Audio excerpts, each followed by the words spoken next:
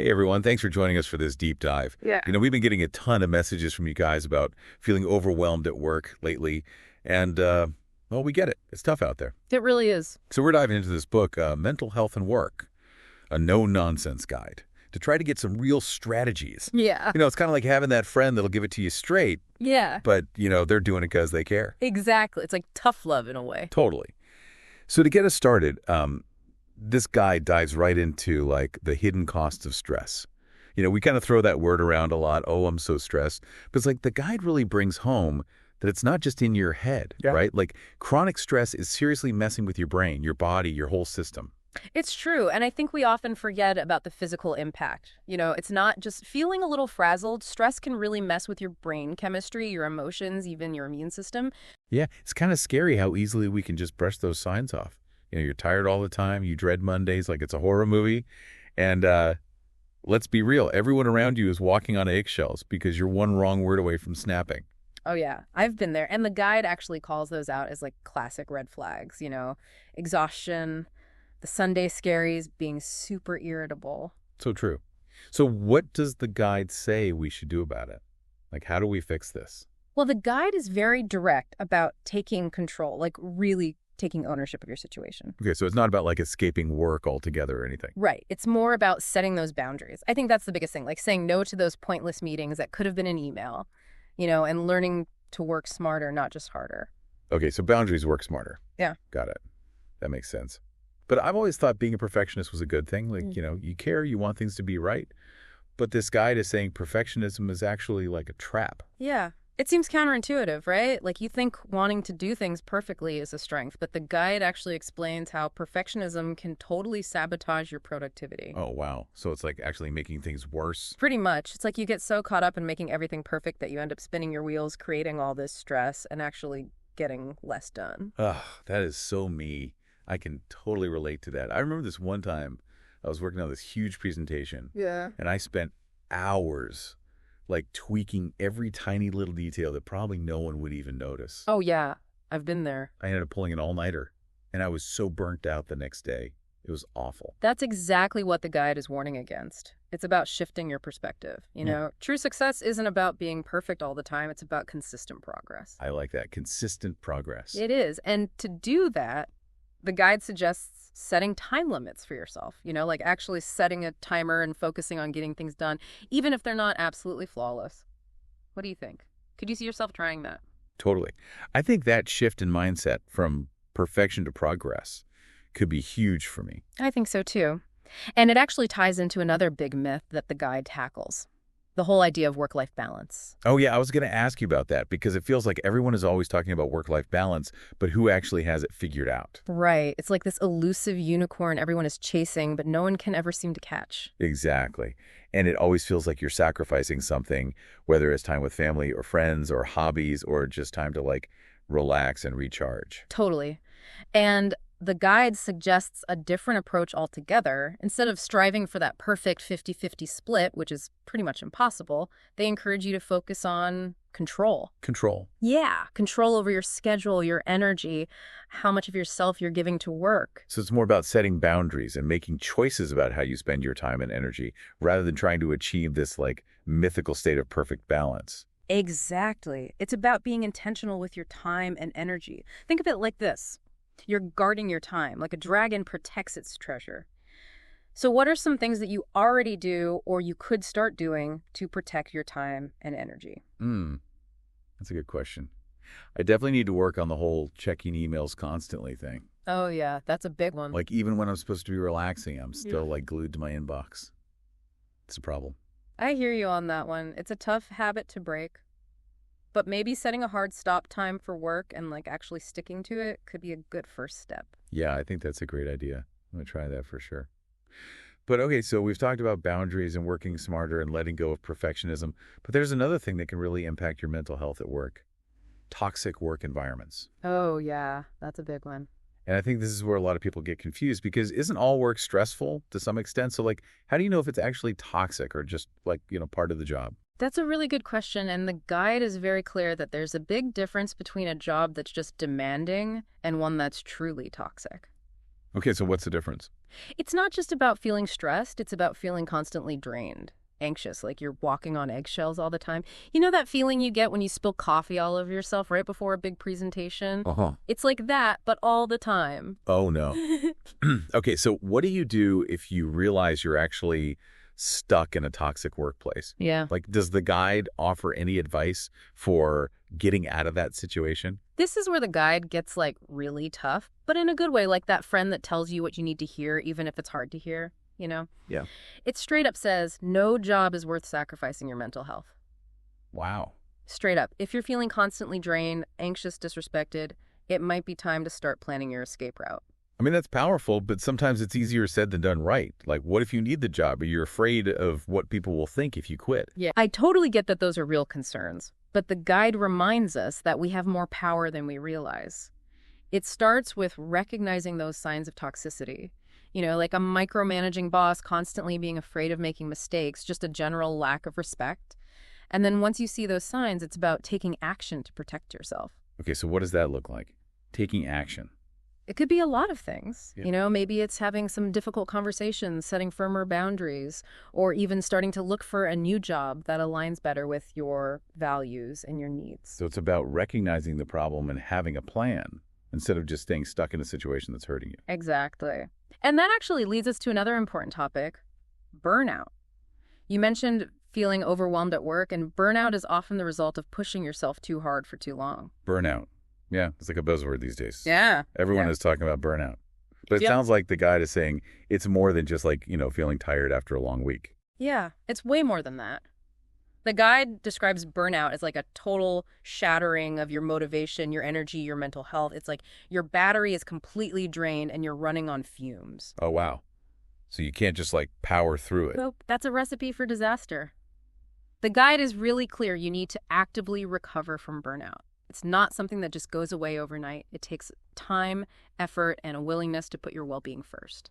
So how do you actually recover from burnout? Like, what are the steps? Does the guide give any guidance on that? It definitely does. And the first step might be the hardest, admitting that you're actually burnt out. Yeah, it's easier to just pretend it's not happening. Exactly. But it's so important to acknowledge it.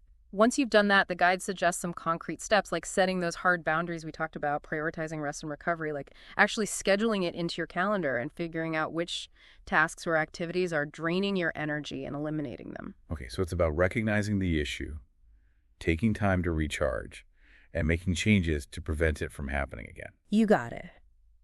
And speaking of recognizing issues, there's something else we need to talk about that might surprise you, especially if you're someone who always strives to excel. Imposter syndrome. Imposter syndrome. Wait, isn't that like feeling like a fraud?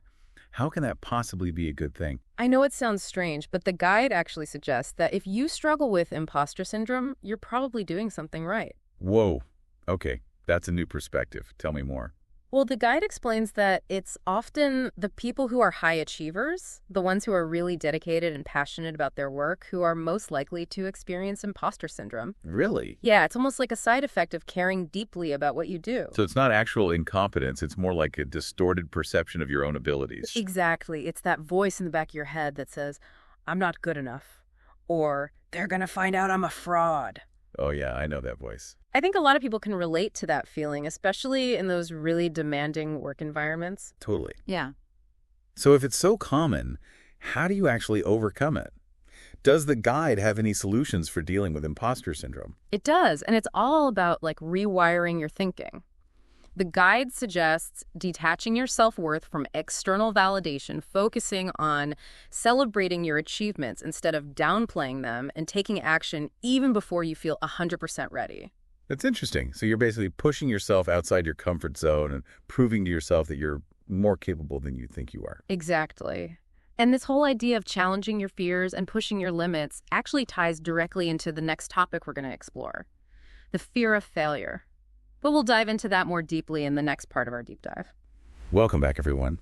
So last time we were talking about imposter syndrome and how it can actually be a sign that you're on the right track. But now let's dive into something that I think can be a real roadblock for a lot of us. The fear of failure. Oh, yeah. This is a big one, and it's something that the guide really tackles head on. It actually kind of flips the script on how we usually think about failure. Yeah, because I've always thought failure was like something to be avoided at all costs. Like it means you messed up, you're not good enough. So how can the guide possibly say that failure is not the enemy? Well, it's not really failure itself that's the problem. It's the fear of failure that holds us back. It keeps us from taking risks, trying new things, putting ourselves out there. Okay, that makes sense. But it's still scary to think about, like, intentionally putting yourself in a position where you might fail. I get it. It's definitely uncomfortable. But the guide has this really interesting suggestion. Set failure goals. Failure goals, what does that even mean? It's basically about intentionally pushing your boundaries, taking calculated risks, and seeing what happens. Like what's the worst that could happen? So you're saying we should actually try to fail. That sounds kind of crazy. I know, it seems counterintuitive, but think of it as a way to desensitize yourself to that fear. The more you fail in a controlled way, the less power that fear has over you. I see what you mean. It's like taking baby steps outside of your comfort zone. Exactly. You learn from each experience, and it gets easier to take bigger risks over time. The guide also talks about reframing mistakes as opportunities for growth. Instead of beating yourself up when you mess up, ask yourself, what can I learn from this? How can I do things differently next time? So it's about turning that negative self-talk into a learning experience. I like that a lot. But let's be real, not every work environment is supportive of that kind of growth mindset. What about those toxic workplaces we talked about earlier? How can you possibly reframe failure when you're constantly feeling judged and criticized? That's a really great point, and it's definitely harder to embrace failure when you're working in an environment that doesn't allow for mistakes. Yeah. That's why the guide stresses the importance of recognizing those toxic signs and taking steps to protect yourself, which might even mean finding a new job that's a better fit. Right, because no job is worth sacrificing your mental health. Yeah, exactly. But even in a supportive environment, there's always this pressure to be productive, to get things done. So what does the guide have to say about redefining productivity, especially in this age of AI? It feels like the rules are changing so fast. Yeah, it's hard to keep up. Totally. And the guide actually challenges that old school idea that the more hours you work, the better the results. Especially now when AI can handle so many of those repetitive tasks, it's really about working smarter, not harder. So it's not about being busy all the time. It's about being strategic and focusing on the work that actually moves the needle. Exactly. The guide suggests leveraging AI to automate those tedious tasks like scheduling meetings or organizing data. That frees up your mental energy for things that require uniquely human skills. Yeah. Like creativity, problem solving, connecting with people on a deeper level. That makes so much sense.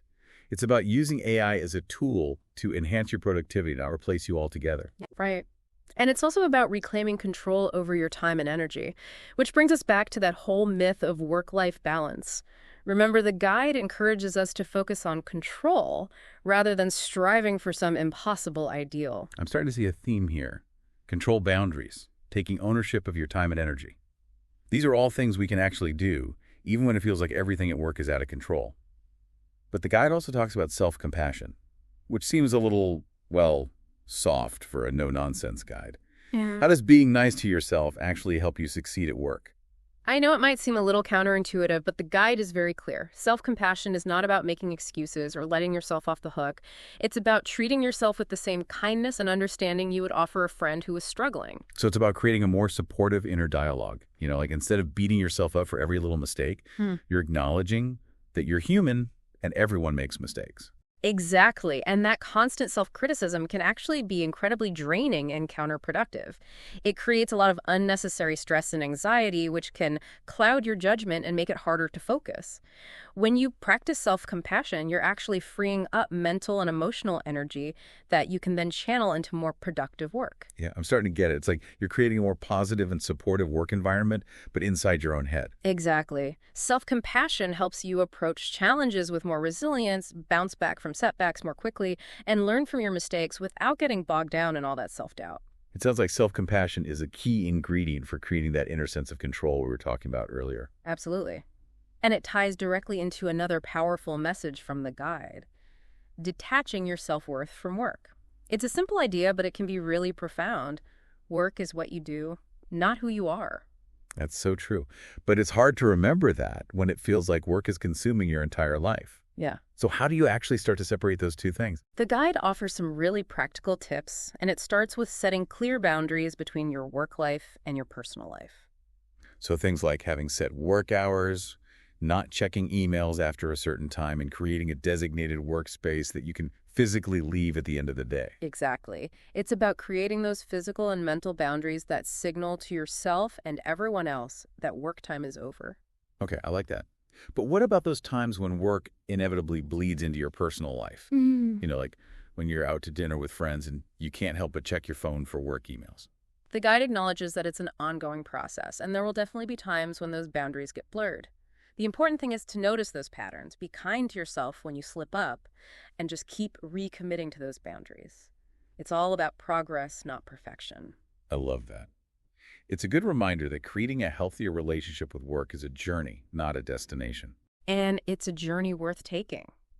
Now, before we wrap up this part of our deep dive, I want to touch on one more topic that can be a major source of stress and anxiety at work.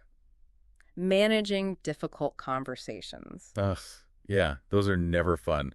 Whether it's dealing with a demanding boss, navigating conflicts with colleagues, or asking for a raise, those conversations can be super intimidating. Absolutely. And the guide actually provides some really helpful strategies for approaching those conversations with more confidence and clarity. Okay, I'm all ears. Tell me everything. Well, first and foremost, the guide emphasizes the importance of preparation. Before going into any difficult conversation, take some time to think through what you want to say, how you want to say it, and what your desired outcome is. Like what are you hoping to achieve? So it's like creating a mental script beforehand so you don't get caught off guard in the heat of the moment. Exactly. And it can also be helpful to rehearse what you're going to say either out loud to yourself or with a trusted friend or colleague. This helps you build confidence and make sure that your message comes across clearly. That makes sense. So what else does the guide suggest? It also talks about the importance of active listening. When you're having a difficult conversation, it's easy to get caught up in your own thoughts and feelings. But it's crucial to really listen to what the other person is saying, try to understand their perspective. So it's not just about getting your point across, it's about really hearing and understanding where the other person is coming from. Exactly. And the guide gives some really practical tips for active listening, like paying attention to both verbal and nonverbal cues, asking clarifying questions, and summarizing what you've heard to make sure you're on the same page. Those are great tips. But what about those times when a conversation gets heated? Like what if the other person starts raising their voice or getting defensive? How do you handle that? That's a tough one. But the guide recommends staying calm and composed even when the other person is escalating. It can be really challenging, but it's important to remember that you can't control how the other person reacts. You can only control your own response. Right. So it's about taking a deep breath, keeping your cool, and trying to de-escalate the situation. Exactly. And if things are getting too heated, the guide suggests taking a break from the conversation and coming back to it later when everyone has had a chance to calm down. Yeah, sometimes you just need a little time and space to process everything. Totally. And finally, the guide reminds us that it's okay to ask for support during these difficult conversations, whether it's talking to a trusted friend or mentor beforehand for advice, or having a third party present during the conversation to help mediate. There's no shame in seeking support when you need it. That's so important. Sometimes just having someone in your corner can make all the difference in navigating those tricky conversations. Absolutely. And with those tips in mind, let's move on to the final part of our deep dive, where we'll explore some strategies for building a more supportive career and embracing the future of work. Welcome back for the final part of our deep dive. We've been talking about all this stuff like toxic workplaces and burnout and facing those fears. But now I kind of want to shift gears and talk about building a career that actually supports your life instead of the other way around. I love that. And it's something this guide really emphasizes, taking control of your career, but also taking control of your life outside of work. Right, like finding that balance. Exactly. And one of the things the guide talks about that I found really interesting was this idea of defining what enough looks like. It's so easy to get caught up in that hustle culture and always striving for more and more and more. But the guide really pushes you to think about what truly matters to you. What does success look like on your own terms? Yeah, because I think a lot of us are chasing someone else's definition of success without even realizing it. So how do you actually figure out what enough means for you? Where do you even start? It's a big question for sure, but the guide breaks it down into some really practical steps. And it starts with identifying your non-negotiables, those core values or priorities that you absolutely can't compromise on. Non-negotiables. Okay, I like that. So is it spending quality time with your family? Is it having creative freedom in your work? Is it making a positive impact on the world? Whatever it is, once you have those non-negotiables figured out, it becomes so much easier to make decisions about your career, to filter out opportunities that don't align with those values. Like creating a roadmap for your career. Exactly. It gives you that clarity and direction. But what if you're already feeling stuck in a job that doesn't really meet those needs? The guide talks about taking control, but sometimes it feels like you have so little control over your work situation. I hear that. It's definitely easier said than done, but the guide reminds us that we often have more power than we realize, even if it doesn't feel like it. So how do you tap into that power? It starts with making conscious choices, even small ones. Maybe it's blocking out some time each week to think about your career goals, or having an honest conversation with your manager about wanting more flexibility or opportunities for growth. It's about taking those small steps to shift your trajectory. I like that. Small steps, big changes. Exactly. Mm. And speaking of change, let's talk about something that's on everyone's minds these days. The rise of AI and how it's changing the future of work, it can be a little scary, right? Like everything is moving so fast, it's hard to know what skills will even be relevant in a few years. Totally. It feels like the rules are changing every day. And they are, but the guide actually doesn't see AI as a threat, Yeah. It encourages us to embrace the changes and focus on developing the skills that AI can't replicate. Okay, so what are those skills? What should we be focusing on? Things like creativity, critical thinking, complex problem-solving, emotional intelligence, basically all the things that require a human touch. As AI takes over those more routine tasks, those uniquely human skills are going to become even more valuable. So it's not about competing with AI, it's about finding ways to work with it. Exactly. And the guide emphasizes the importance of continuous learning and adaptability. The future of work is all about being flexible, embracing new technologies, and constantly evolving your skill set. So basically you have to get comfortable with being uncomfortable, right? Like always learning and growing. Pretty much. Now, before we wrap up, I want to circle back to something we talked about earlier, the myth of work-life balance. Remember, the guide suggests that instead of chasing this impossible ideal, we should focus on something much more attainable. Control. Control over your schedule, your energy, how much you give to work. We talked about setting boundaries, prioritizing personal time, all that good stuff. Yeah. But it's so easy to fall back into old habits, especially when things get crazy at work. It's true. It's an ongoing process. There will be times when you have to work late or you check your email on vacation. Those boundaries will get blurred sometimes, and that's okay. The important thing is to notice those patterns. Be kind to yourself and keep recommitting to those boundaries. It's like a muscle you have to keep working out. Exactly. And you don't have to do it alone. Talk to your friends, your family, your therapist. Build that support system that understands the challenges and can offer encouragement. I think that's great advice. And this whole deep dive has been so insightful. We've covered a lot of ground, but if I had to sum it up, I'd say the biggest takeaway is that prioritizing your mental health at work is not selfish. It's essential. You can't pour from an empty cup. Absolutely. It's about taking care of yourself so you can show up as your best self both at work and in your personal life. Well said. Well, everyone, that's all the time we have for this deep dive into mental health and work, a no-nonsense guide. We hope you found it helpful. And remember, you're not alone in this. Take care and keep diving deep.